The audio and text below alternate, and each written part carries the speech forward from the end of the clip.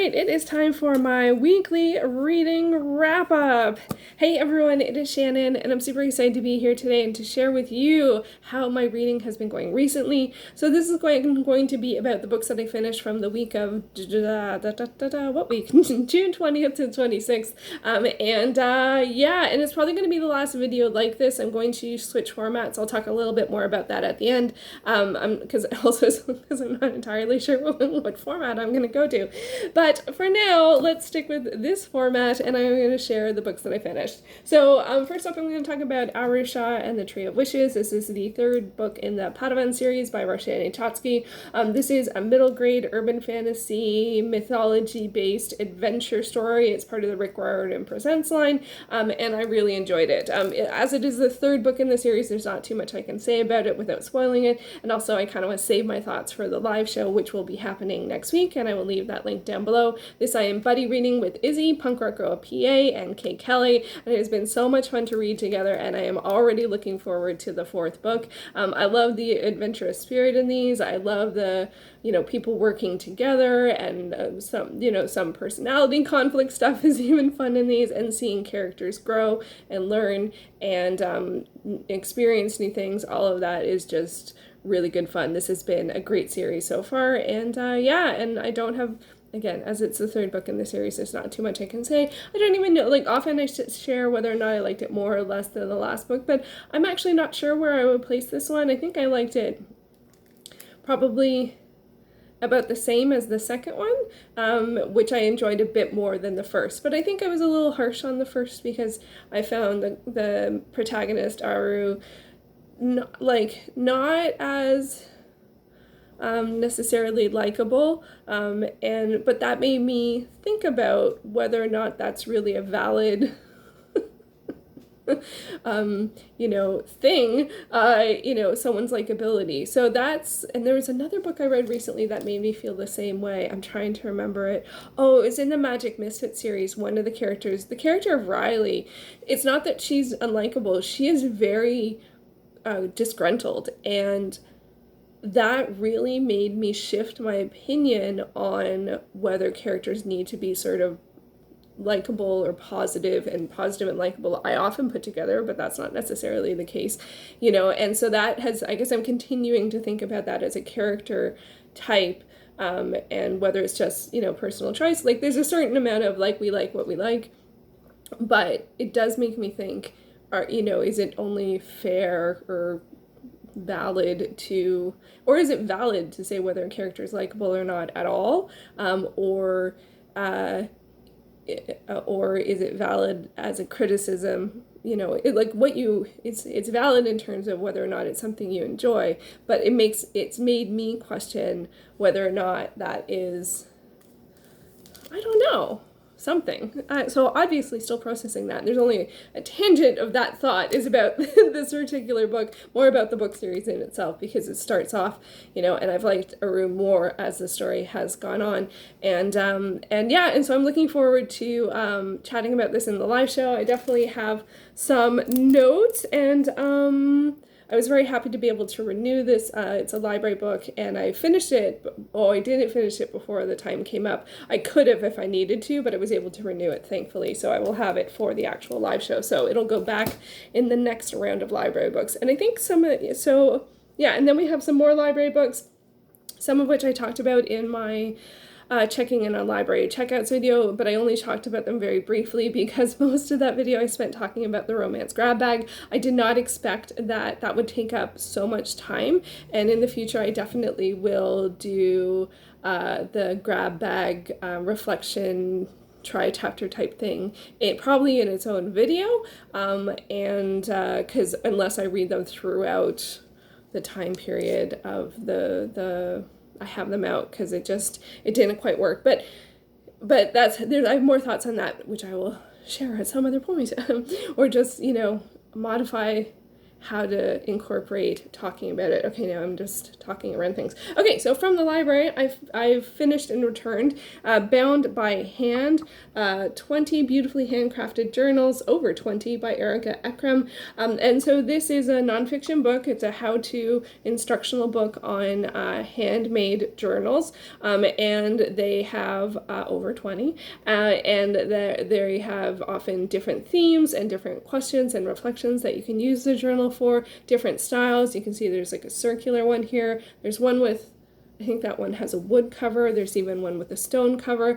And so I really enjoyed reading this. It was really great to see so many different varieties. I did mention in my video, the only thing I really would have loved is for there have to been more photographs, or more specifically a photograph of the interior of the book, because the how-to always started with a photograph of the exterior of the book, which is great, but I actually would also like to see what the interior of the book looks like, because that's what you're going to actually be working with when you are journaling. And also some of them had some practical thing, like one of them was really, really big, and I'm like, how would you actually open that? Like, it was a really cool idea. There was also one where you could rebind, like you could insert signatures, which is the folded over parts of like the paper, and then you could take them out and put in, or you could just add more signatures. I can't remember. That one I found a little hard to understand, that how to.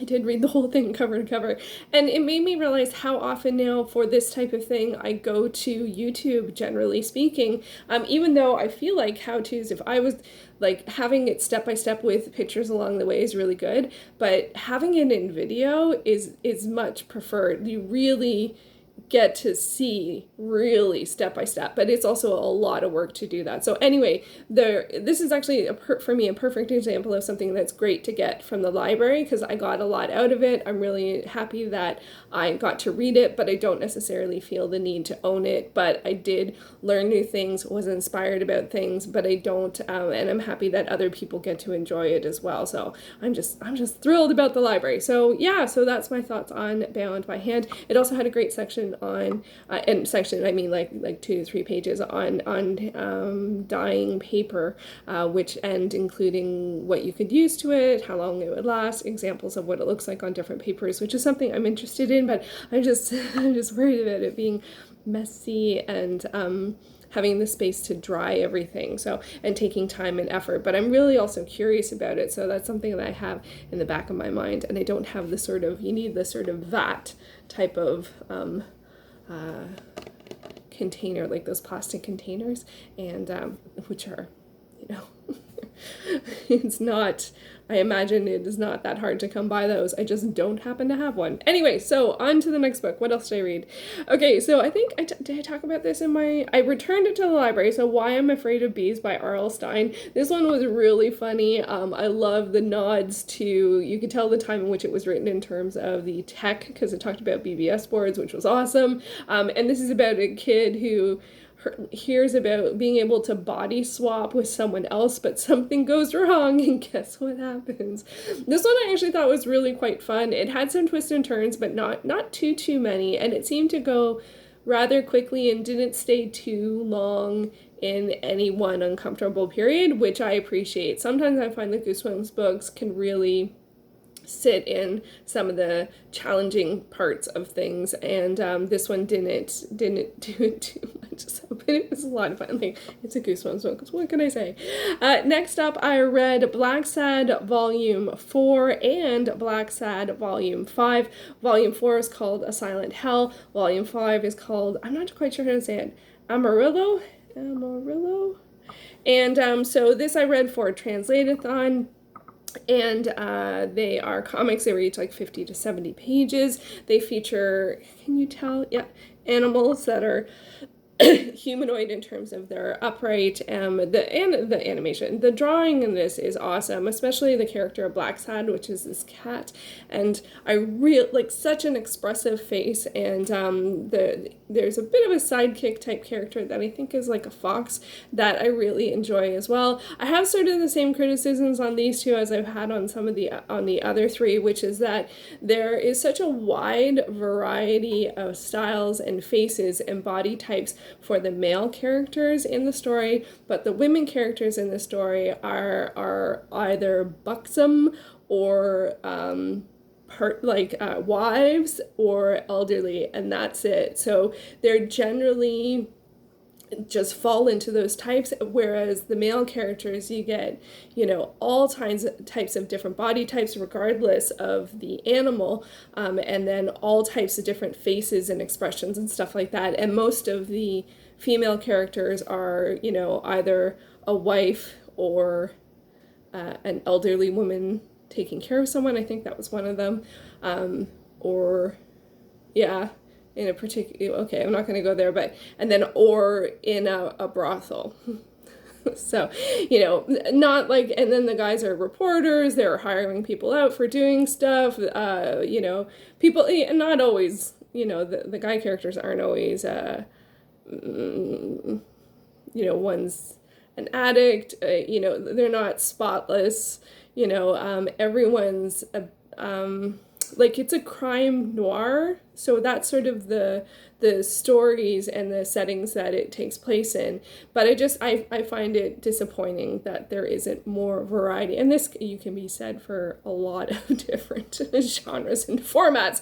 With women can often get down to a couple of stereotypes or a couple of types, and then the male characters are the one in the forefront, as well as have a variety of ranges of ages, sizes, positions, who they are in relationship to the story, yada yada yada. So anyway, but this does either catch me up or finish the series for me, so I'm super excited about that. And I think I liked Volume 4 a little bit better than Volume 5, but I did finish Volume 5 during the sprints for Translateathon, so thank you so much to Rhea for hosting the sprints, because that was able to get me to finish that title. Yay! And then I did also work on a couple of other titles for Translateathon, including Battle Royale. So I started this week, and I'm only 42 pages in. This is very well known, actually. It's a popular title. It's translated from the Japanese by Yuji Oniki, and it's about a bunch of junior high schoolers that are taken away to an island and are to have a battle royale, so a fight to the death, to fight to one survivor. So it is already pretty violent. It is also very fast-paced. There are lots of chapters. So although I haven't always gotten to this, when I get into it, I feel like I can always at least finish one chapter, which is really good. It is also fast-paced, so you do always want to know more, especially because it's so intense, but I'm finding it a little hard to read because of that intensity and the graphic nature of how far they've gone. And it's as I said, I'm on page 42. I did also decide to do a character card. I just realized there's a spoiler on it, so I'm not going to show you, but I did decide to do a character card. There is a list of the students at the front for reference. There's no spoilers here, it's just a list of the students, so that's good. And there is always an ominous at the end of the chapter. It'll say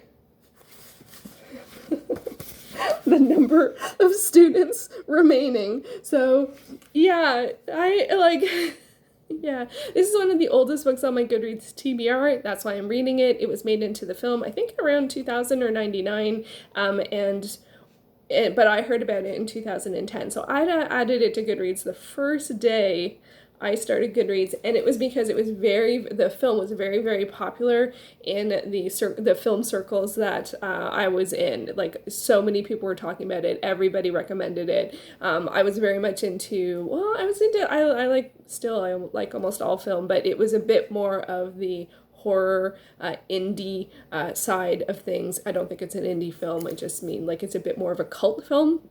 So yeah, so I am continuing to read that. Thankfully, I was also able to renew that, so that is good. But I have a feeling I might be reading it all summer, and I don't know if I want to read it all summer, so I'm gonna try and figure out how to approach that. And also, if I want to read it at all, it is really upsetting, so I'm still sorting through that. So I will continue to do that this week. In terms of coming up this week, I'm not quite sure what I'm going to be reading. I haven't done my reading plan for the week, but I think the first half of the week will be finishing as much as I can, but while 1 month turns into another, and then the second half of the week I will probably start on my July TBR, or I might take the whole week to finish off some of my June stuff. That said, I did go to the library again this week, so expect a library haul in the near future. I also picked up another grab and go bag. I got the LGBTQ plus grab and go bag. I'm not sure if they had it simply for Pride or if they will always have that available. It'd be awesome if they always have it available, but I wanted to pick it up in particular if it wasn't going to be there next time. That said, actually, the library, I was able to go physically into the library this time, as opposed to last time I just showed my library card at the door. So they are opening up a little bit, and you can use the washrooms and book a computer, I think, and make copies and stuff like that. So they are starting to expand. I know a lot of people have gotten their second vaccination here in Toronto. They're having a huge vaccination push today, actually. I think the last time I saw it, people were 20% vaccinated, and I think people are really aiming for August being somewhere in the realm of normalcy. So we shall see if that happens. I didn't mean to go there, but I did, so there we go. Upcoming videos on this week, I will have up my July TBR as well as my next library haul and one other video which I can't figure out what to do. And that's in part because I can't figure out what to do. Doing these weekly updates and the TBRs together, like as separate videos, didn't work for me. So I don't know whether I'm going to go back to Friday reads or to weekly updates, but I don't think I'm going to do the weekly TBRs. It felt like reiteration, especially, like, even though my June TBR was very vague, once I got my library books, that really was mostly what I was reading. So the library haul was kind of the TBR. So anyway, I'm not quite sure what I'm going to do exactly, if it's going to be Friday reads or the weekly wrap-ups, or something else entirely. I'm not sure, but I am going to be posting Monday, Wednesday, Friday with the occasional Sunday video. And I think the Sunday videos will be, if I have a longer video or a discussion-y video, I think those are good for Sundays. So yeah, not exactly sure what's going to happen.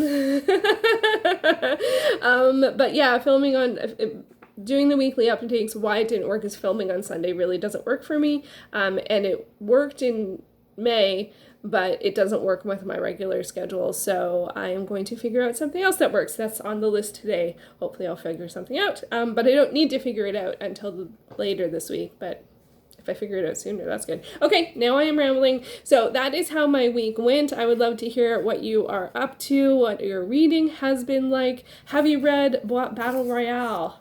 Should I stick it out? It is 600 pages. And I read novels slowly, so this really could take me the whole summer. Should I take the whole summer to read it? I was able to renew it once.